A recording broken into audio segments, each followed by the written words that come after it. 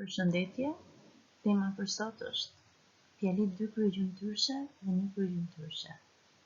Pra tema është nga gramatika, më specifikisht nga sintaksa. Veçoritë e fjalive një kryegjymtyrëshe sipas formimit. Në tekstin e dhënë në faqen 259 të librit të gjuhës, gjeni gjymtyrët kryesore. Dalloni fjalitë që i kanë të dyja gjymtyrët kryesore.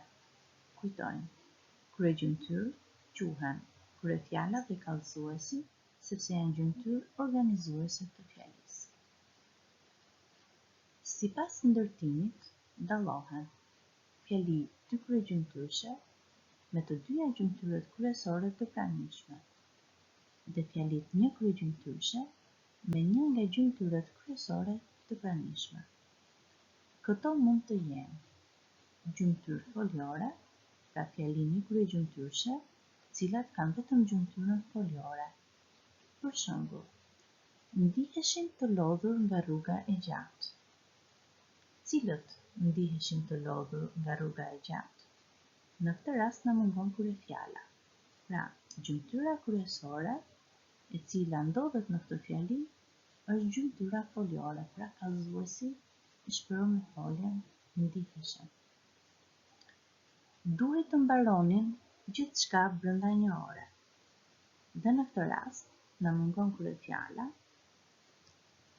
ndërkohë që kallëzuesi është i shprehur me foljen gjysmëndimëse që tregon domosdoshmërinë e kryerjes së veprimit, plus foljen nënlidhore. Pra duhet të mbaronin, është një kallëzues i përbërë. Këto fjali, pra fjalit një kryegjymtyrëshe foliore, janë të larmishme. Ato përdoren në stilin publicistik, sikurse dhe në atë shkencor. Fjalit të ndërtuara vetëm nga gjymtyrë emërore, pra fjali një kryegjymtyrëshe emërore. Për shembull, vjesht, ditë e bukur dhe e freskët pranverë.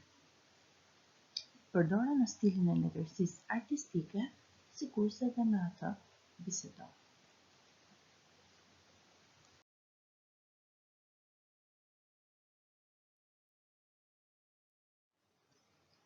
Llojet e fjalive një kryegjymtyrëshe. Në disa fjali një kryegjymtyrëshe, kryefjala bëhet e ditur nga mbaresat e foljes. Për shembull, të krijoni një grup pune. Cilët? Ju të krijoni. Për emri ju si kryefjalë nënkuptohet nga mbaresa e foljes kallëzues krijoni, pra nga mbaresa një.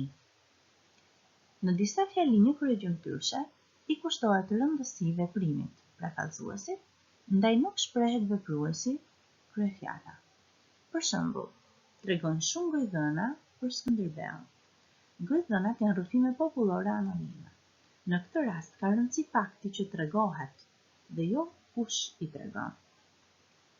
Në disa fjali të tjera një kryegjymtyrëshe shprehet veprimi ose gjendja, ndërkohë që vepruesi, pra kryefjala, asgjë mund të mendohet.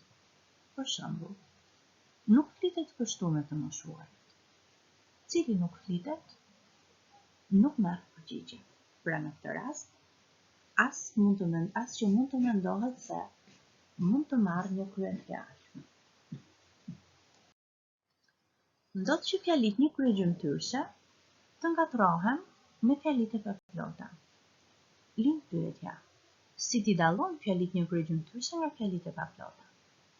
Për të bërë këtë dallim, duhet së pari të dimë ç'janë fjalit e paplota.